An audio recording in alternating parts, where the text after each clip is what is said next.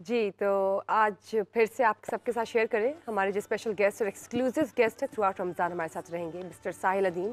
He is one of the expert behavioural psychologist, trainer, instructor and of course entrepreneur. अस्सलाम वालेकुम sir, welcome to the Rahmatullah. Ramzan transmission. Alhamdulillah. Thank कैसे you हैं so sir आप? much ठीक for है? having me. Thank you for such hospitality. Yes sir, we are honour to have you at the show because motivational speeches तो चाहिए ना, youth को, आवाम को, हम सबको चाहिए, हर तरफ से चाहिए। जो मसाइल इस वक्त दरपेश है पूरी दुनिया को, तो कुछ ना कुछ मोटिवेशनल चलता रहना चाहिए साथ साथ। Dusha, have you ever seen any of my videos? Yes, I have seen one of your video in which you were actually telling about So one of for the for the event. last 10 years जितना Yes, मैं there बताऊँ was one उसमें of से the एक event. Video आपने देखी है। देखिए, और that was one of वो ही काफ़ी थी। नहीं, वो काफ़ी होती वो तो ही आप मुझे काफ़ी थी। मोटिवेशनल स्पीकर ना बोल रही होती ना। नहीं, you are a motivational No, speaker. I'm I have not. heard good of you. I actually have heard a lot. See, मेरी जो कैंपेन है ना वो मोटिवेशनल स्पीकर्स के खिलाफ है।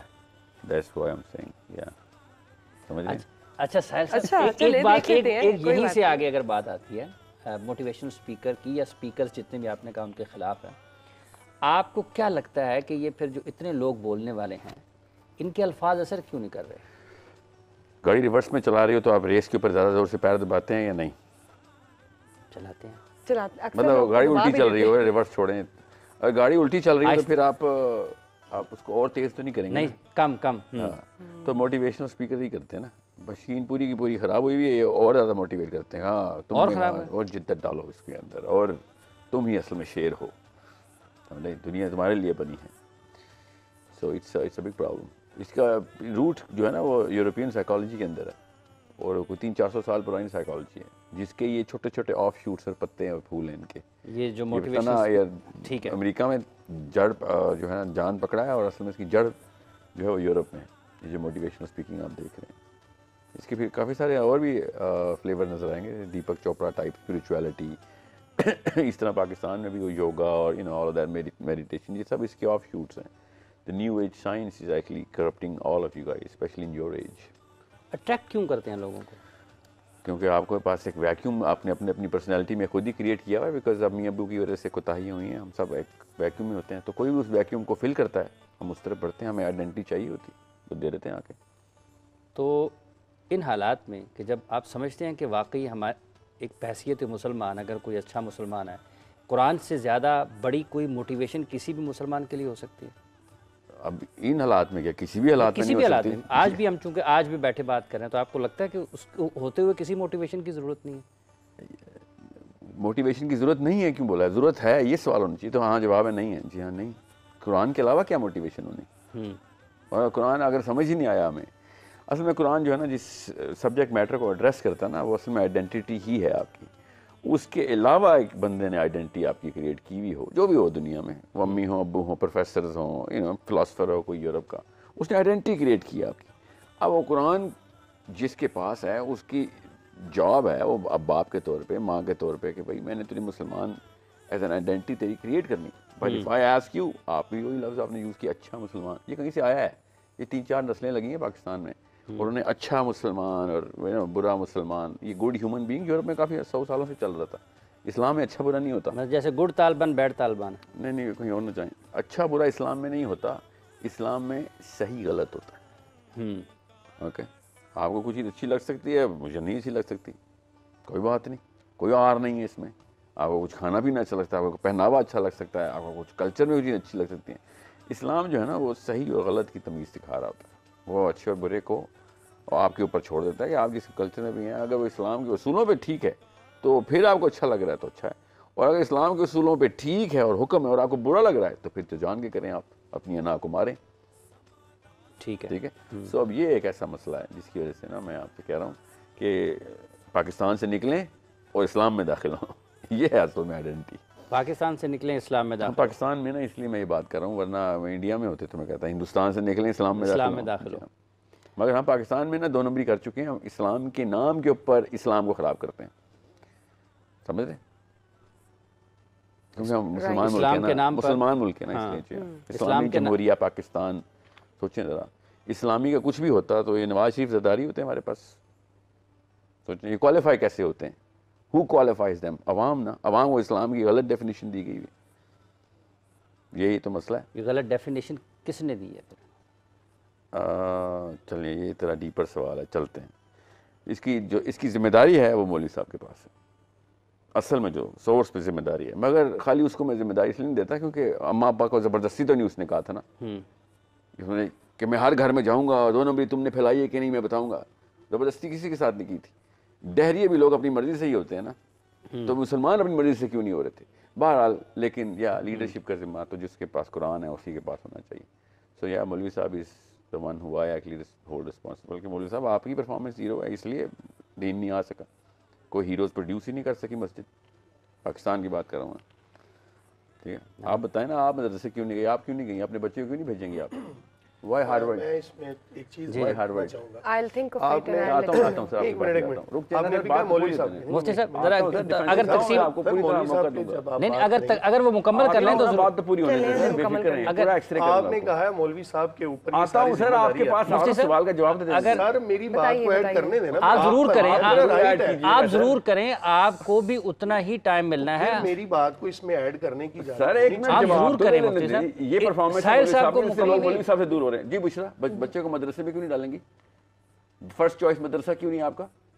ये है मसला। अच्छा सर, अगर घर ही मदरसा हो, अल्लाह करे हो, मतलब घर अगर पे चारों मैं हर घर में preference मौलवी हो। दूंगी, I'm sorry, लेकिन समझ अभी रहे तो हर इस बारे घर में नहीं जब सोचा मौलवी जा होगा सकता। तो फिर प्रोबेबिलिटी परफॉर्मेंस, मगर डेफिनेशंस जो करप्ट है ना हमारी, वो हमारी मस्जिद से करप्ट हुई है इस्लाम की। क्यों? इस्लाम कहता है नहीं सियासत में तो हिस्सा लेना ही नहीं हमने। नवाज शरीफ का काम है, शेख रशीद का काम है सियासत करना, और मस्जिद का काम है सियासत करना।